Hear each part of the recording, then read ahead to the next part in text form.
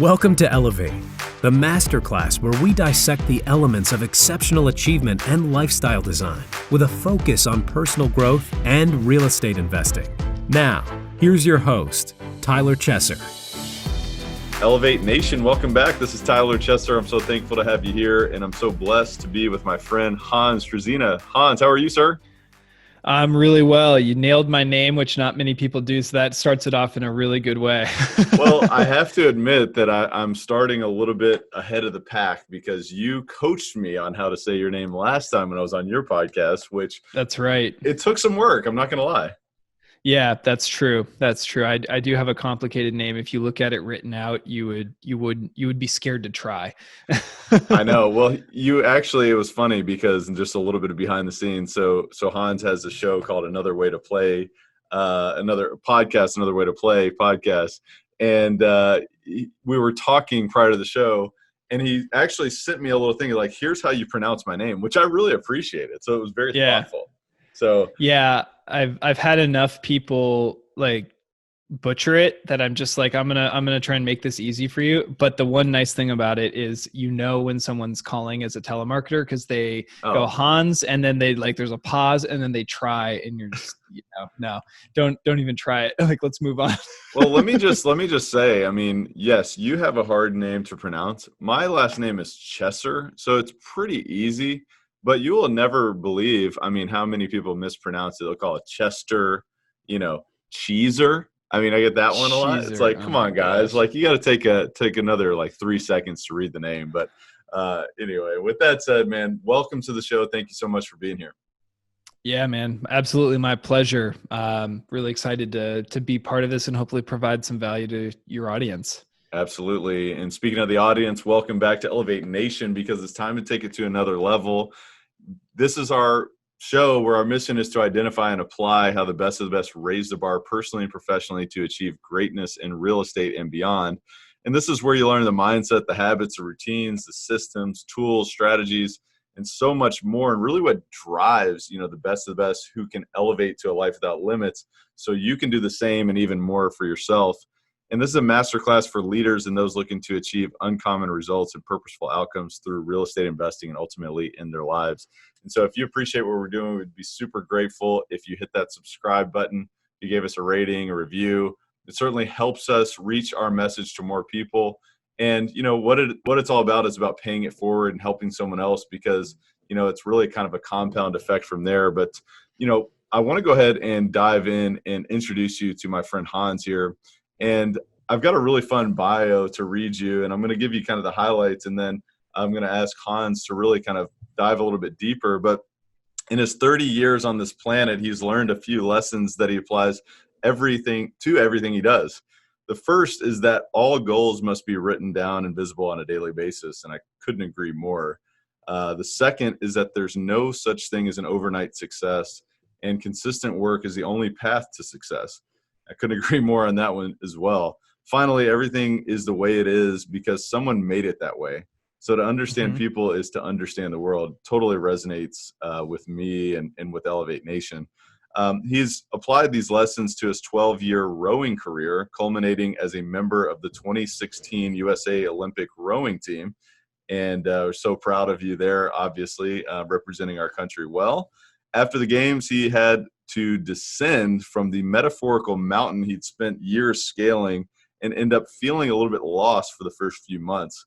In searching for his next climb, he found real estate. And so he became licensed, several months later there with a top 100 Wall Street Journal nationally ranked real estate team, the Gunderman Group. And, they've done tons of business, over 180 million a year in transactions on average price point, $1.2 million. And they also, his wife and him also invest in out-of-state multifamily properties. And he's actively looking for his next few deals. So maybe Elevate Nation will stir up that next deal for you here. And he wants to also share the fact that he can, the value of creating your own path and building a life of freedom through his podcast, which is called Another Way to Play, which we referenced just a few minutes ago. And he believes that if you trade your hours for dollars, you will never achieve true freedom in your life. So he brings inspirational and practical content to listeners at their own personal crossroads by interviewing entrepreneurs, thought leaders, and industry experts on how to, really achieve freedom in their lives. And so there's a lot there, and obviously we can go so much deeper. So Hans, tell me more about who is Hans behind the bio. Yeah, thank you. Who is Hans behind the bio? I want to just start off by saying that, the titles that I have and written in that bio, represent things that I've achieved, but definitely don't represent me on a necessarily daily basis. And what I mean by that is I am a guy, I'm a person. I work hard. I put pants on one leg at a time, just like everybody else. I've just had the opportunities and some mentors and the people around me to push me into opportunities to be successful at the Olympic level in real estate. In my marriage, I've had, and I've been able to take advantage of some of those. And I say that, and I want to open this up with that because I think it's easy to discredit someone when they're like, I've got 100 units and I'm 30 years old, or I've got to the Olympics, or I've got, $1 million, or you're like, okay, cool. I'm going to tune out because this has nothing to do with me. Right. Or I'm so far away from that, I can't resonate. And I just want to say that we all started somewhere.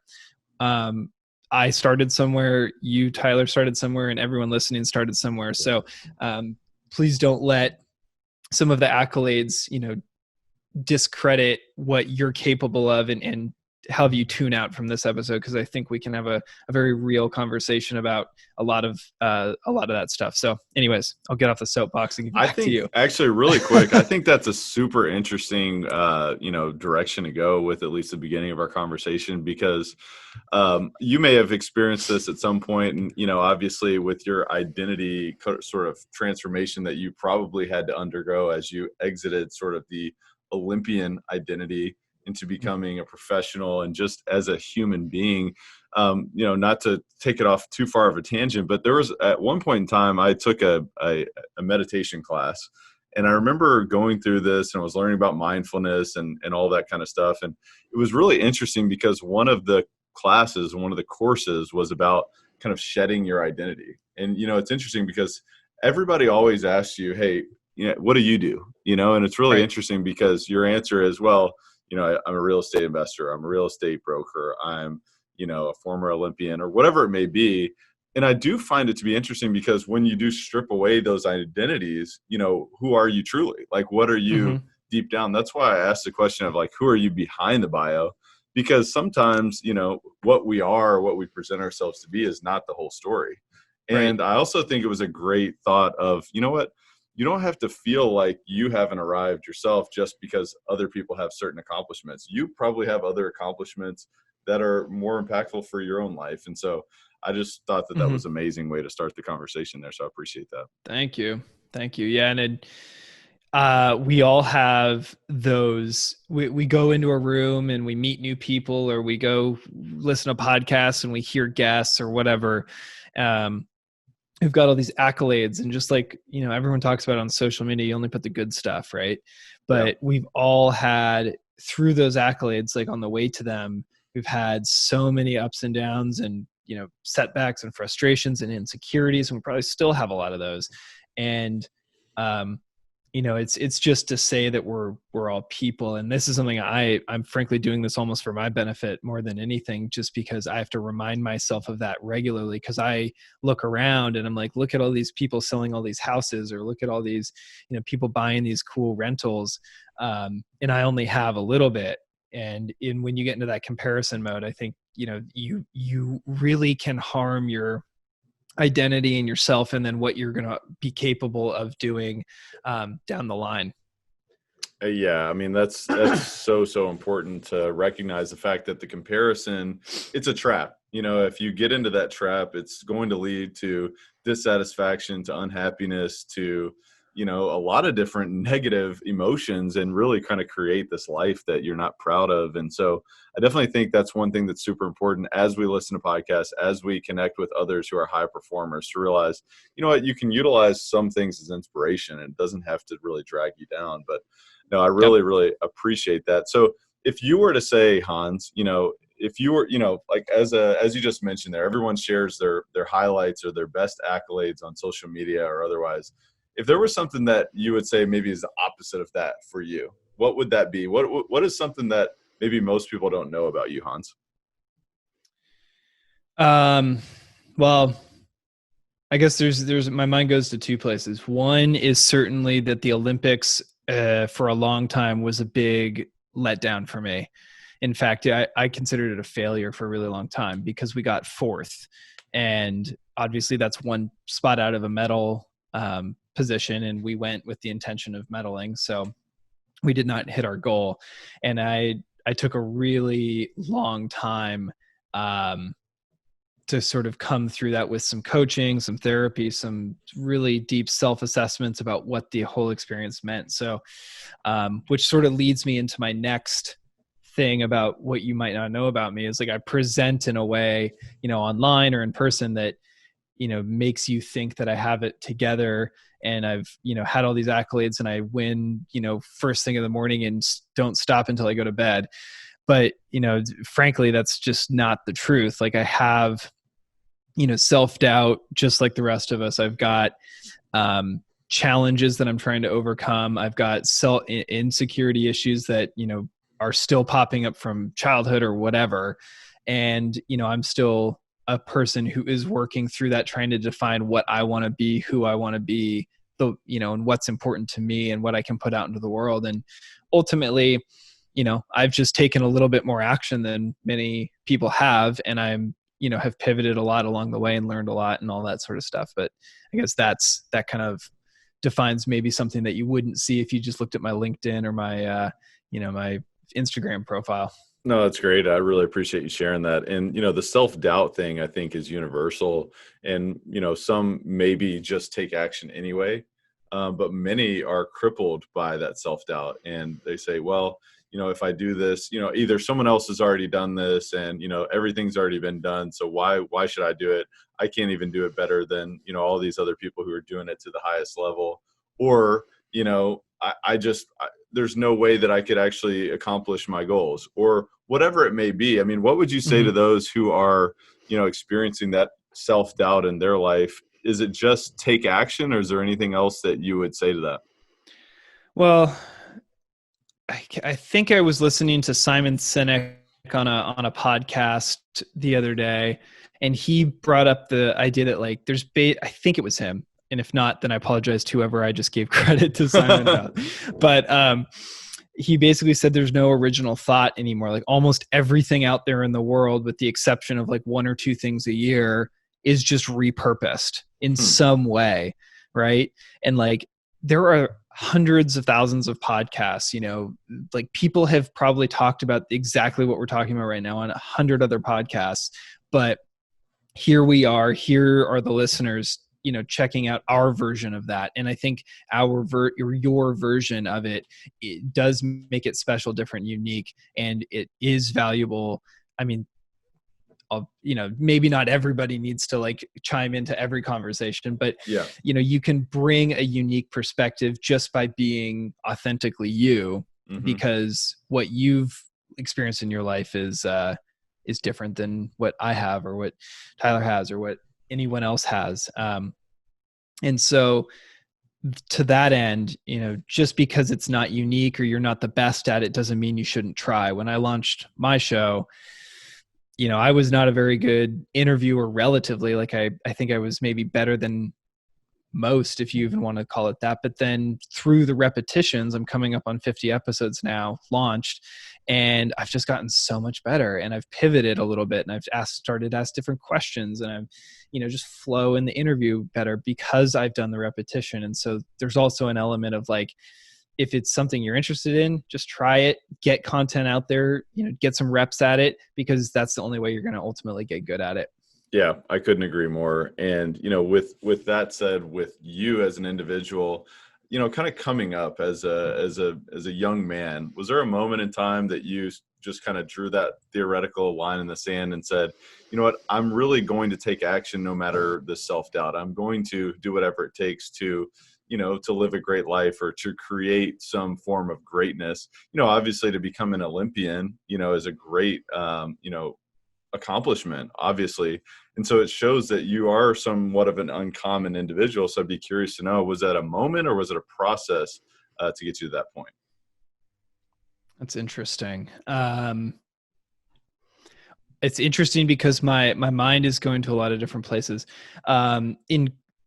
There's a analogy that I'm thinking of that I think sort of sums this up a little bit, and it sort of played out through my life a lot of different ways. But in rowing, for those of you who are not familiar with the sport, we sit and train on the erg, which is the rowing machine for those of you who are in the CrossFit world. And that's like when we're not in the boat, we're on that machine doing a lot of different work, and we test on that machine. So we test 2,000 meter race and a 6,000 meter race. And I had my senior year, I think it was my last test of my senior year in college. I came out of the locker room. I was physically ready. I was hydrated. I was all those things, but mentally I wasn't quite there. And so I sat down and I was sort of thinking, like, can I fake an injury? Like, that literally went through my mind, and I was not on it. I just didn't have the mental, I wasn't clicked in from the word go. And you break those races up into 500 meter chunks. And I got through about 500 meters, and there was something that just clicked in my head of like, you can either be average right now, or you can spend the next 4 minutes or 3.5 minutes or whatever it is, fighting to be extraordinary. And I realized that was my opportunity right then. I wasn't going to get another shot. And so I dug in and started putting up some pretty strong, powerful strokes. And by the time I finished or got into the last part of the race, I was projected to go like 5:47. And for those of you who know rowing, that's a pretty fast score. 5:50 is a pretty fast score. So I was beyond that. And I was just had all these people around me yelling and screaming. And the whole thing was a blur. But by the time I was done, I was at 5:47, which was like the third best time in school history or something like that.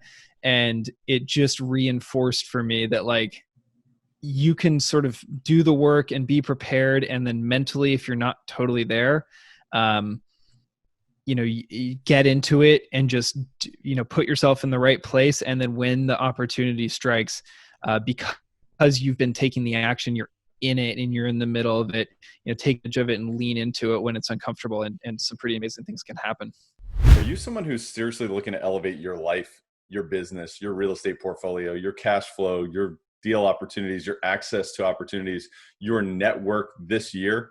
Well, if that's you, then I invite you to visit coachwithtyler.com, because I'm currently opening up a few coaching spots for people like you who want to close the gap from where you are to where you want to be, and really, expand that beyond your wildest dreams and explode your business, explode your deal opportunities, explode your vision for what you're looking to create. If that's you, I invite you to visit coachwithtyler.com.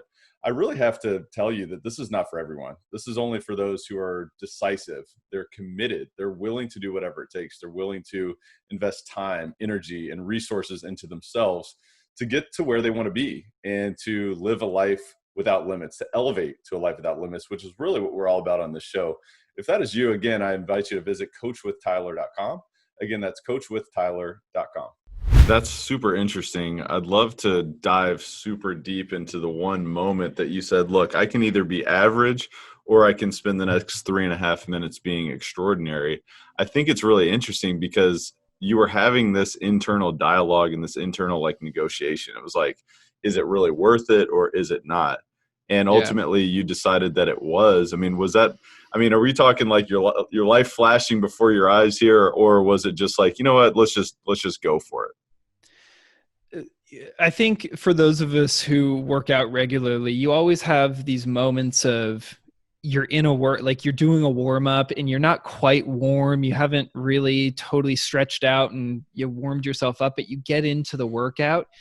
And once you're sort of in it, your body feels, feels warm all of a sudden because you've started to do some reps, right? Mm-hmm. And then it's like and obviously I'm using the workout analogy here, but there was that moment of like, now I'm ready, now I'm warm. And when that hit, it was a moment that I recognized, that I felt, and I was like, this is game on, like, let's go. And from that point forward, for like whatever it was, the next 4 minutes or something, it was total pain cave, but it was, I knew that it was something special, and it was gonna, turn out in a really good way. That's awesome. I mean, how I would equate this is just being in the zone, right? And you can be in the zone, whether it's business, whether it's real estate, whether it's, fitness, or being a top athlete. That's why I like to ask these questions, is how can we apply this in our own life to be able to elevate to a life without limits? How can we, live this way with our family, our friends, our business partners, our associates, our employees, our real estate investments, our, whatever it may be. It's like, how can we apply this mindset, the mindset of saying, all right, you know what, I could make a few extra calls today, but, do I want to be, I could either be average, or I could spend the next, 2 hours making a few more calls, whatever it may be, Right. And, I just was struck by, I'm reading Dean Graziosi's book, Millionaire Success Habits, right now. Good book. And and I don't know why I'd put off this book for so long, but then they just did that whole Tony Robbins, Dean Graziosi training thing. So he was all over these podcasts that I'm listening to. And I was like, you know what? His message is starting to speak to me. This may be the right time to pick this book up. So I'm reading it right now. And he talks about the 7-level deep exercise of like, ask yourself why 7 times to get to like your core. And he always talked about the first 4 or 5 being answers from your head, but then hopefully by the end of the exercise, you get down into your heart. And I think for me, using the analogy of that rowing race that I just described, like I was in my head for 500 meters of that race, and all of a sudden whatever happened, I went down into my heart of like, no, this is, you've been on this team for 4 years. Like, this is your opportunity. You've put in the work. Like, let's lean in and make this happen.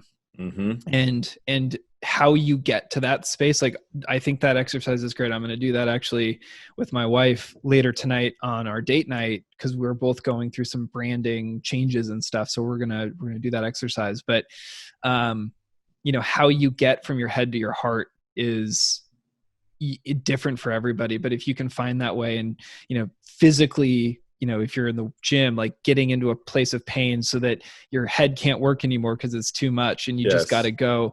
Or, in the case of cold calls, like re-engaging with your goals, and not only your goals, but like what your goals get you and the why behind all of that to make those extra cold calls. Like getting into that heart space is like that I think is the difference right there. Yeah. And even just like from a pure physiological perspective, like before every podcast, one of my checklist items is to get into a peak state. Like I need to get up and get the blood flowing and get moving, so my mind isn't in a survival state. It's more of, hey, you know what? I'm into my body now. I'm into, anything is possible now. Let's create a new idea, a new possibility for someone else. And I can only do that if I can get my body into that, into that position. And so I just think it's so interesting that you can apply fitness into really anything, because like, I feel like the avenue to greatness is really, it starts with your physiology, then you can get spiritual and you can get deeper into that. But I find it fascinating. Dude, you just reminded me of another experience I had. So this isn't a rowing one, but it was, so when I was training for the Olympics, I was selling, I sold beer for a while, and then I sold solar after that. And when I was in a solar game, it was a 1-call close. Like you walk in, and an hour or two later, you walk out with a contract or you don't. And that's you're getting paid or you're not. Like, that's it. No follow-up allowed. Like the company does the follow-up and gives it to a different person. So I walked in, I did the peak state thing. I was doing a lot of like affirmations at that time. And I walked in and I was just like, this is a house that needs solar. These people are ready. Like I just felt it. Right. But we were sitting down and I did the presentation. We were negotiating. We were going over numbers. And for whatever reason, like the math that we were trying to do wasn't making sense. And I was like, and I remember having this moment of like, gosh, maybe they're right. Maybe this doesn't make sense to them. And then I immediately shot back with like, no, I know for sure that this is going to work for them. And I said, this is a sale in my head. And I leaned back in, I said, give me a new piece of paper. And I did all the numbers all over again in front of them. And then it made perfect sense. I'm like, okay, perfect. Let's do it. I And love it. talk about like switching from that head to that heart space, and then obviously kind of taking the peak physiology of like, no, we're there. Like I can feel it. I know it's true. I know it's right. And ultimately ended up making the sale because of that, obviously. Yeah. And I mean, coming from a perspective of, hey, I'm actually here to serve you. I'm not here to sell you a product that you don't need or want, or it's not going to help you. Coming from that perspective, and everything that you do, I feel like always serves the greatest intention, you know? Agreed. So Totally. I love it. So I want to talk a little bit more about sort of, as an Olympian, when you guys came back and you obviously had so much, disappointment and not being a medalist. I mean, how did you rebound from that? I mean, what were the lessons that you went through that really anchored into your own identity? Well, the real, I mean, gosh, there were so many. I will caveat all of this is I saw a therapist for the better part of a year, and then I had a life coach for at least half a year after that. So I got a lot of support and a lot of help, plus the support of my girlfriend, now wife, friends and family, and then obviously just a lot of self-talk and self-development stuff that I was doing at the time. But one of the biggest things was reframing what the whole thing meant. And to me, that was ultimately realizing through my coach that I could let 5.5 minutes of my career of over 12 years define it, or just be a part of it. And I was letting it define it, because fourth failure, the whole 12 years was a waste. Right. And then I took a step back with my coach, looked at, the national championships I won, some of the records I set, the other, national team and under 23 teams I'd been a part of, the people I had met, the places I'd traveled, all the cool, like I had pushed my body to a place that like I didn't know it was capable of going. And yet here I am, like found all these new limits. Like how can all of that be a waste after 5.5 minutes? Right. So I reframed that over the course of a couple of months, and ultimately decided that like, yeah, the getting fourth was part of that story, but it wasn't the story. Mm-hmm. That's amazing. And the reason why I asked that is because, there's so many failures that we all experience, or we believe are failures, that we experience in our own lives. And to reframe that failure as, wait a minute, well, what are all the good things that happened along this journey?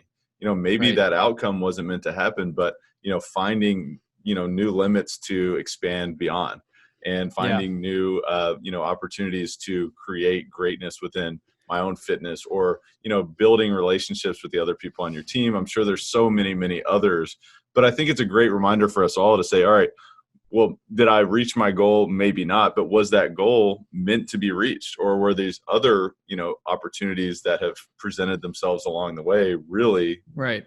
kind of the interesting thing? So I find that to be fascinating. Tell me about, I want to fast forward a little bit to today, obviously now as being sort of a top performing real estate agent on, one of America's top real estate brokerages. Tell me, what are you guys doing to raise the bar now? I mean, what sort of tactics or strategies have you implemented recently that have really elevated your results? Well, when I joined this team just over a year and a half ago, I was struck by their commitment to the fiduciary requirements that a real estate license holds. And what I mean by that is, being a real estate agent, like, yes, you are technically a salesperson. The license even says salesperson on it, but you have a requirement, legally speaking, to put someone else's interest above your own until it breaks the law, and then you don't have to do that. But this team took that very seriously, from a advocacy standpoint, from a fiduciary standpoint, from an advisory standpoint. And as a result, has really made that a core part of our offering to clients when they hire us to help buy or sell a home, or real estate in general. We do mostly homes, but some multifamily too. Um, it's like that is at the core of everything we do. And then I think when you do that enough times, like obviously you have to get some repetitions in on it, but when you do that enough times, it just comes back to you in spades. And so to answer your original question, like that, like it's so embarrassing to say, but like our team doesn't even have a formal outreach campaign to our database. Like we very sparingly and only recently have started posting on social media regularly. We don't have any drip campaigns to any of our clients. We very rarely do client parties. We don't door knock. We don't do all that stuff. It's the care and the advocacy and the doing right by others that has led to just such a robust referral business. Now, we just, as we were talking about, moved to Keller Williams, who has recently launched an incredible technology suite that is going to help us get more organized so that we can invite our clients to events and can keep them up to date on the real estate market and do it in a way that exudes our care and advocacy and our value proposition, basically. So, just using the technology that we have at our fingertips, which is social media, which is an email, CRM database, and then taking that and in there providing value and providing authenticity, I think is what I'm really most excited about to move the needle on our business this year. Yeah, that's what excites me most about technology, is to be able to layer it over already sound business practices, because you can't do it oppositely. If you aren't focused on the fiduciary responsibilities as a real estate brokerage company, then how is the CRM really going to help you? Because what kind of trust do people have? And it's a takeaway for really all of us, because ultimately we're all serving a customer, a client, or what have you. Maybe it's employees or whatever it is. And the answer is start there. I mean, the priority, that's number one, is you've really got to start and do the right thing and do it from a long-term perspective and invest in those long-term relationships. And it's not the easy answer. It's the hard way to do things, because a lot of times it results in either a transaction not being done, or, a recommendation to pass on a certain opportunity, which results in, less, commission or less fees or whatever it may be. But from a long-term perspective, that's really the only way to go. So I can really, really appreciate that for sure. So yeah, absolutely. I mean, I've literally talked people out of buying houses, because I'm like, listen, the first time we met, you told me that these 5 things were important to you. This has none of them. It's got some cool stuff, but like, let's re-engage with what our goals are here. And they're like, oh yeah, duh, thank you. We just got caught up. And it's like, if I would have let them buy that house, cause they were ready to, we would have closed probably, and then had a commission and stuff. But then would I be the guy they think to invite to the housewarming party? And then definitely when they have to sell it in a couple of years because it doesn't meet their needs, they're going to be like, wait a second, we told Hans this, and then he let us buy this. So like, is he really our guy? Like, I don't know. And they got caught up in the emotions, and then you're the guy who's keeping them level headed. So I can certainly appreciate that. I love it. Yeah. So tell me, Hans, as an individual and somebody who's committed to their own personal growth, I mean, tell me about some investments that you've made in yourself that have really paid some dividends over the past few years.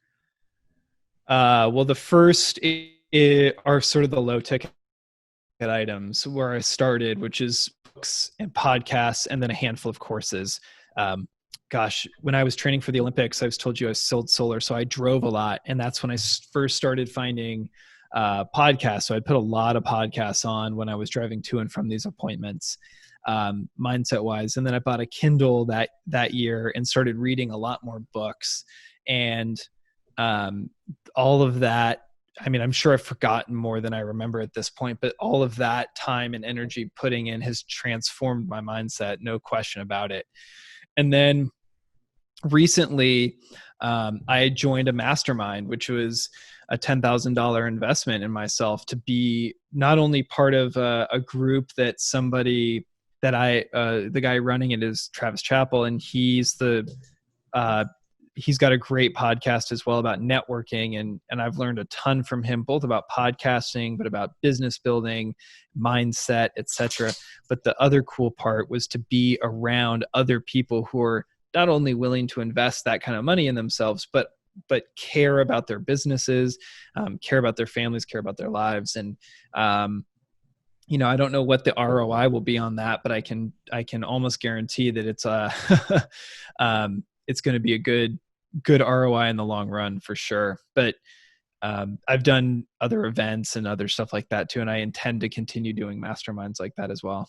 Yeah, I was talking to another individual on the podcast recently, and he actually mentioned that he's like, I recommend anybody to invest 5 to 15% of their income in their own personal growth annually, and I found that to be an interesting percentage, and it's interesting because it's like, all right, just set a percentage for yourself, right?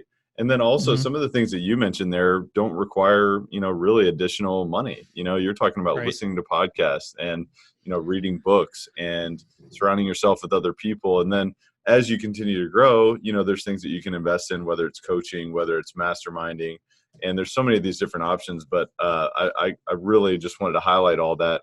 And alongside that growth, I mean, obviously you've got to be conscious about your habits and things that you're doing on a consistent basis. So, are there 2 or 3 of your top habits that maybe you've had to consciously install within your life that you would say are super important? Well, one of them, which you mentioned in my bio, was it's not a goal unless it's written down. And right next to me for those of you watching on video, I've got my 2020 goals posted up on a piece of paper, and I look at them every day when I'm sitting at this desk. And so I see them, I'm like, okay, yep, I'm doing those things. Like that's where I'm excited to go. And, then to piggyback on that, every morning I do a journaling exercise where I wake up and get the dog and the green smoothie going, and then I sit down and I open up a blank page of the journal and write at the top, today I'm grateful for, and then do 3 to 5 things that I'm grateful for. Could be really little things, could be something cool that happened today or yesterday, or something I'm really excited about for today. Could, anything. It doesn't matter. It's like I have to, whatever I'm excited about at the moment, I don't even try and keep score of it. It's just whatever flows at that moment. And then right below those 3 to 5 things, I start writing my affirmation, which for me right now is, I'm a self-loving top producer who sells at least $30 million of real estate a year, has a 12 plus unit rental portfolio, and has a profitable podcast. And I write that down till the page is filled. That's awesome. That's definitely something I had to install. That did not come naturally. It felt really forced in the beginning, but and that affirmation has changed and evolved over the last year. It used to be 20 million, and I hit 20 million, and then I didn't used to have a podcast. Now I do, and all of that sort of stuff. So, I do that to like center myself and to try and really, reinforce some of the positive self-talk and thinking that I want to start my day with and go into my day with, and just at least have an engagement with where I'm trying to go, at least on an annual basis in that way. No, I think it's super important, number one, obviously, to have your goals in front of you on a consistent basis, because, just that consistent reminder of, hey, what did I commit to? And then how am I structuring my activities, and how am I taking action, and what does my behavior look like? Is it supporting, that outcome? And also, I think it's so interesting. Like, one thing that I'm fascinated with is like the reticular activating system, because once you start to implant sort of, goals or outcomes within your life, and they start to show up. And it's really interesting because, you got to put in the work, but also there's some synchronicities that can occur at the same time. And I just find that to be super interesting and super exciting at the same time. Yep. And when I first started that exercise I just described, I think my affirmation was just, I'm a top producer who sells at least $20 million real estate every year. And I just wrote that a ton of times. And it was for like a month. The first month, it sort of felt weird, but I was like, I'm just going to do it. because I know with the reticular activating system, I'm going to find opportunities to be a top producer if I'm focused on being a top producer. So fast forward a month or so, I started tracking my commissions and like how much I'd closed or how much I have pending, and then how much, how far through the year we are, had a percentage going. And then I would regularly check in almost on a monthly basis. And my percentages of percent through the year and percent to my goal, I was like right there pretty much the entire year. So it was like 50% through the year, I'm at 48.7% to my goal. 60%, I'm at 62.2 or whatever. And so I was like, oh my gosh, this is kind of working. It's amazing. And sometimes as long as you can have that intention, things coalesce and they come together, that you weren't maybe aware of that would happen. And I think the other thing too is to have faith in that outcome, to put it out there and say, you know what, I'm just going to show up every single day and I'm going to do the right thing. And, some things are going to be out of my control. Some things won't go my way, but as long as I'm consistent, because I've had similar times where it's like, hey, my goal is X, Y, and Z, and I've tracked it throughout the year, and I'll see kind of mid-year and I'm like, wait a minute, I'm way behind. But then somehow it's like these buzzer beater things happen. And I just find it to be super interesting that as long as I stay committed and I have faith that it's still going to happen, I'm still going to show up on a daily basis. It happens. So I don't know. Man. I just think goals are so powerful. And I think that what you just said there at the end that you sort of went quick on is super important as well, because I think we've all heard of or watched or read The Secret. And it's sort of like, if you believe it, it'll show up or whatever, and all the magic woo woo. Like there's like that, what we're talking about right now can sound like that. But the thing that movie or that book really left out is the action component. Like you absolutely have to show up and do stuff, right? Yeah. Like you can have an intention and that should sort of guide you and, hopefully help your reticular activating system see the opportunities, but you have to take the opportunity as well. 100%. And obviously on your path of creating what you're, the life by design that you're really creating, that you've, talked about in terms of your affirmations, you've obviously got to take on opportunities, but you've also got to decline other opportunities. So are there particular things in your life outside of maybe specific real estate deals or clients that you have to say no to on a consistent basis? A couple little things that come to mind, but can make a big compound effect is I started doing this thing where, I turn all the screens off from in front of my face by 9:30. And I've had a few days when I've slipped up on that, but I just have decided that like I'm cool to like be on my phone or whatever in bed until 9:30. And then it's either I'm going to sleep or I'm going to read for a while and read a book or the Kindle, because there's no light on that. Right. And I've just decided that that's a thing I'm going to say no to, because I've tested it and I personally feel better when I have, some time before bed without the screen in my face. And so I guess that's sort of something I say no to, but, broadly, I had another opportunity like 2 or 3, maybe 4 weeks ago. It was sort of casually presented to join the commercial side of our business. We've got a guy who's really crushing it on the commercial world. And my team leader said, hey, like, I think you could do a really good job at this, but would this be of interest to you? And I really thought about it. And I was like, I think I could do good job at this, but honestly, this doesn't really align with the life to build at the moment.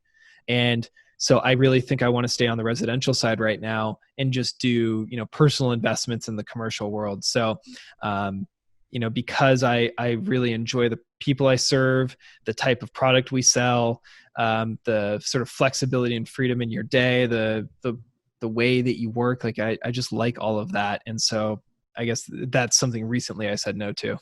Yeah. And I always ask that question because of like more of a selfishly, because like shiny object syndrome is a real thing. I mean, how many different opportunities are out there that's like, okay, let's just totally change the business model and go this way and, or whatever it may be. So it's just, you have to say no, and aligning with your values is a great reminder that really that you astutely just mentioned there. So I love that. So, I mean, what would you say if you had to answer this philosophical question overall in terms of personal growth? I mean, why is personal growth important to you, and what has it done for you in your life? I mean, generally, if you're not growing, you're shrinking. I think most of us who have, you know, kids or pets or even houseplants, frankly, like if that thing is not growing and continually to get taller or bigger or, put on some weight or whatever learn more, whatever the thing is, like you get concerned about it, right? It's like, what is wrong? Like, what's the soil? Are they not eating enough? Are they just messing around in school and not paying attention? Like, what's going on? And so, in that vein, like that has to, like, the same applies to you and your brain and your ability and your marketability and what value you can bring to your family, your clients, the world, etc. So in that way, I just think you absolutely have to continue to grow and get better. That doesn't necessarily mean you have to do something every single day, because there will be times when that's just not practical. But in general, always being willing to learn, to grow, to get better, to meet new people, to be open to new ideas. Like that's how you become. I think that's how you live a fulfilling life. So what does that mean to you? I mean, what does fulfillment mean to you? To me, it's reaching my potential. And I think piggybacking on the growth thing, like if you're not into personal development, if you're not into continuing to learn and grow and get better, you're sort of by default saying like everything I need to be 100% fulfilled is either immediately around me or I already know. Which I think if someone said that, most of us would commit them to a mental institution, right? But that's effectively what you're saying. And how could you possibly know that like the town you were born in is the perfect and best town for you, or the job you started out of college is the perfect and best one if you've never even been exposed to something else? And so in that way, it's like if you haven't been exposed to these ideas or just, pushed yourself in a new way or tried to, change something or do something different, or at least try a new way of thinking, like how could you possibly know that you're in the best space? And I think that I don't want to live with regret and think what could have been. And inevitably there's going to be things that I'm not going to do that I wish I could have done. But I think in general, I want to make sure that I turn over as many stones as possible to make sure that either I am on the right path or, oh no, there's something that I just encountered that speaks to me way louder and that is way more worthy of my time. Yeah, and I'm a believer that fulfillment is different for everyone. And it sounds like for you, it's really kind of seeking and finding through your curiosity, would you say? Yeah. Absolutely. And that's one thing we talked about The Secret a second ago, that movie. That's one thing I think it got right was if they were talking about, well, if everyone just manifests what they want, won't we just be out of money or be out of stuff, right? But that's the cool thing is not everyone wants the same stuff that you want, Right. like everyone Right. wants what they want. And there's just as many people who want Teslas as they want Ferraris, to use a car example. Like, there's tons of different options. Like there's just as many people who want to live in a small house as a big house, right? So like to think that, everybody, like there's not going to be enough, everybody's going to want the same thing as you, is like that's another thing that you have to sort of expose yourself to, is like your version of the world is not the same as everybody else's. This episode of Elevate is brought to you by CF Capital, a real estate investment firm formed by myself and my partner, Brian Flaherty, where we invest in multifamily real estate communities across the Southeast United States. If you'd like to learn more about our approach, our mission, our acquisition criteria, and how you can learn more about future opportunities, visit cfcapllc.com. Again, that's cfcapllc.com. Yeah, and going back to what we talked about earlier on the Dean Graziosi sort of 7-question sort of strategy there, it's asking that question of why do I want what I want, and getting deeper and deeper and deeper 5, 6, 7 times. So, first it's like, well, I want to make, it's like, well, why do I want more real estate? Because I want more money. Well, why do I want more money? because I want to travel more. Well, why do I want to travel more? I want to experience more things. I want to taste more foods. I want to, have fun. I want to have joy. Well, why do you want that? And going through that process and anything that you're doing and tying a purpose back to any of those activities, I think is so important and really kind of answers so many questions and allows you to chase curiosity, which to me is one of the most exciting things on the planet, is Yeah. because we all have a unique curiosity, And to sort of round that out, like the knowing of why you want something, like what itch are you trying to scratch for yourself, like that I also think is critically important. And you're not going to figure it out right away, but it's critically important, because if you start to put effort towards something, you start to get traction, and then you ultimately get to where you want to go. Like you just get on that hamster wheel, so to say. Like there's always another deal to do. There's always another building to buy. There's always another friend to make, or another networking party to go to, or whatever. There's always more. And there's always someone who's doing a little bit more than you. But like, if you don't take a second to stop and think, why am I doing this in the first place? Like you'll just be on your self-made hamster wheel. When, if you identified, like, I want to travel because I have this, desire to learn about all these cultures and all this sort of thing, like you will get to a number of properties or a number of income that supports that, and then that gives you the permission to go experience those things and then have that fulfilled life. Mm-hmm. And I think it's also really important to experience those things prior to reaching some massive deadline, because so many people they delay gratification, which is great, and I believe in delayed gratification, but you also have to live now too, because I see so many people that say, man, as soon as I'm 65 and I'm worth whatever amount of money, then I'll travel and then I'll have this vacation home, and but now I'm just going to run myself into the ground. So I think it's a great reminder that not only can we drive for big things, but you can also live now. Well, my wife and I talk about this all the time. We love travel. And one of our goals is to live a month on the East Coast near her parents, because they are in the Northeast. They have this beautiful beach in this beautiful house that they've built, live a month in Seattle. Like we want to do these things. And we've realized if we just wait 10 years until we're financially ready to do that stuff, it'll feel really bad and probably really foreign, and we probably won't enjoy it for a while, because we'll be like, we should be working.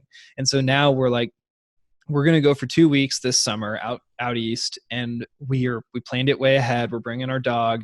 Like we're just going to start building the muscle now in a smaller dose, so that as we start to get the passive income going, we start to get all the things that we want. It's like very natural to go do that and enjoy it at that time. But, obviously don't bite off more than you can chew and leave for 6 months and expect your job to be there or whatever, right?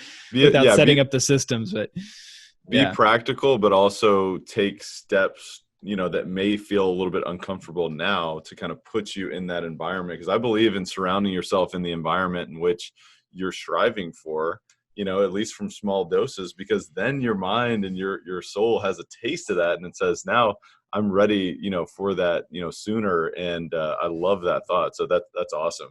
I wanted to transition into our rapid fire section, so I want to be respectful of your time. And we call this the Rare Air Questionnaire.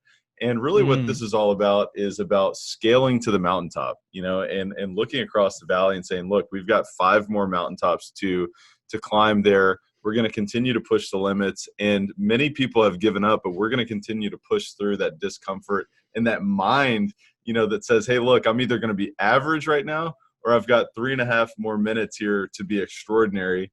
And we're going to push those limits here. So Hans, I'd love to know, we've talked a little bit about books and reading. Are there 2 or 3, books that have been super impactful to you along your journey? One of them is Thinking in Bets by Annie Duke. She is a professional poker player, has won, I think, like $6 million, something crazy like that. And she talks about not judging a decision based on the outcome, and more the way you made the decision. So for those of us who are, focused on outcomes, like that's great, but basically the way you made it, the way that you can repeat it and do it again and again, regardless of the outcome, is really the key. And that sort of spoke to my my Olympic journey. So that's one that was impactful. And the one I'm reading now is really cool as well. Dean Graziosi's Millionaire Success Habits. But then the third one is that I read with my wife just a month or two ago is Millionaire Fastlane. And for the life of me, MJ DeMarco wrote that one. We've had a lot of people talk about that book, Millionaire Fastlane. So we will definitely put links into the show notes here of Thinking in Bets, Millionaire Success Habits, which I've read as well, and I highly recommend, and Millionaire Fastlane. So thank you for sharing that. I just think books are really, it's kind of like, man, there's so many opportunities to create more in your life, to design your life the way that you want it. Right. So many insights that I think if you're not reading, you should definitely be on that bandwagon here as soon as possible. So tell me, beyond everything that we've talked about today, what's the biggest way that you elevate your life on a daily basis? Well, definitely my morning routine. And what I'm doing right now is really just working through that 7 layers of why thing that I was talking to you about. I'm really trying to get clear on what I want at a really core heart level. Because I'm, as I mentioned, going through a bit of a rebrand. I'm kind of thinking about my lead generation, website, like all this social media presence, all this stuff. And I was thinking that I needed to get a tactic or a strategy or a marketing campaign together, and then it would just all sort of fall into place. But what I've realized is that when I'm authentic to me, and then I'm really, loving myself and loving the person that I'm becoming and the stuff that I'm going for, like the rest of it will start to fall into place. And so the exercises I'm going through just around identifying what that actually means for me, number one, puts me in a position where I'm like, yes, I can actually control this. I can totally make this happen. And 2, I think it just makes you more authentic and relatable, and makes the rest of it pretty obvious what kind of content you should put out and record and all that stuff. Yeah, being authentic to yourself is a great reminder for all of us. And, you are the only person that's you, right? So you can tell, I don't know about you, but I can feel when I'm out of alignment with who I really am, when I'm making a decision where I'm, doing something that is not who I am. And I can feel it in my body. So it really resonates with me, the fact that you're talking about getting into your heart and out of your mind, because your mind will say, hey, well, this makes sense financially and we need to do this and this works. And I've seen this work other places, but does it actually align with how you feel in your heart, and your gut and your soul, your infinite intelligence, so to speak? So that's awesome. Yeah. So what's the biggest way that you elevate others around you? Well, my podcast is certainly one of those things. You've been a guest on that, so thank you for your contribution there. But I really enjoy the conversations I've had there, and hopefully a lot more people are getting value out of those episodes. But generally, I think the way that I elevate people around me is by, like we talked about, being authentic to myself in a given scenario, like in a team meeting. If I have an opinion, I will give it respectfully, of course, but I will give it. And I think ultimately, if I wasn't, speaking up or with a client saying like, hey, I don't know if this is the right house for you because of this or this or this, like just being bold in those moments and being willing to sort of, open the kimono, so to speak, and just say, I'm going to take a stand on something, and I'm going to get a little vulnerable, and I might get shot down. But I'd say almost every single time I've done that, I haven't received a negative bit of feedback from it. And most people are grateful that I brought it up. Being bold, taking a stand, saying what's on your heart, being authentic to yourself. I mean, so many great takeaways here. Hans, this has been a ton of fun. Is there any parting thoughts or words of wisdom that you'd leave Elevate Nation with? Yeah, whatever it is that you're looking to do, break it down into small steps. Whether if you're trying to lose 30 pounds, if you're trying to make $1 million, if you're trying to build a rental portfolio, like that's the mountain, right? So like, let's just try and figure out like, how do we get to the first 1,000 feet? And that could be start listening to an hour of podcasts a day about real estate investing, or that could be reading a book a month or something. Like, do the small things and set those goals first with the idea that it's going to take you up to the top of the mountain. I love it. I could not have said it better myself. Sometimes you look at that mountain and it's so overwhelming, but breaking it down into those small actionable steps on a daily basis, and then breaking it down to your habits. How can you install the appropriate habits that can really do the heavy lifting for you, in addition to reminding yourself on a daily basis, like, what are those goals? And I mean, Hans, you have really shared with us so much wisdom today. I really, really appreciate you taking time to be on the show. How can Elevate Nation stay following you along your journey? Yeah, man. My website is hansstruzyna.com. I'm, like I said, going through a bit of a rebrand. So if you visit it and it's, pulled apart, please forgive me. Give me a month or so and it'll be better. But socially, Chief Sna is my Instagram handle, SNAH. And then obviously I've got my podcast, Another Way to Play. Yes, I highly recommend you reach out to Hans and follow him. Definitely check out Another Way to Play. Maybe even check out the episode with yours truly there. I had a lot of fun with that. And that's a pretty good one. Yeah. Oh man, this is a great interviewer here. So I definitely have a lot to learn from him. And definitely, I want to encourage Elevate Nation to really re-listen to the show. We always talk about it. Repetition is an important, habit to really install in your own life. And listen and take notes. And obviously you got to take massive action, but how do you take that massive action? You've got to brainstorm, you got to prioritize, you got to put it on the schedule, literally get your Google Calendar out and put it on the schedule. What are you going to take action on? Find leverage. What other resources do you need? Do you need an accountability partner? Do you need to post your goals in front of you? And then take action and course correct. I think those are really some simple steps to how you can take action. But, beyond that, with this show, if you would share it with a friend, and, the teacher is who learns the most, share this with someone else, pay it forward, and allow them to kind of pay it forward as well. But, with that said, Hans, this has been a ton of fun. I really, really appreciate you being on the show. Yeah, man. To all your listeners, pick one of those things and attack it and get after it. And look forward to, or thank you for having me on the show, and look forward to connecting with you in the future. Absolutely. Elevate Nation, thank you so much for tuning in, and we will see you next time. Thank you for listening to Elevate. If you enjoy this episode, be sure to rate, review, subscribe, and pay it forward by sharing with a friend. Most importantly, take this opportunity to elevate your results by taking immediate action on what you learned. For more, visit elevatepod.com.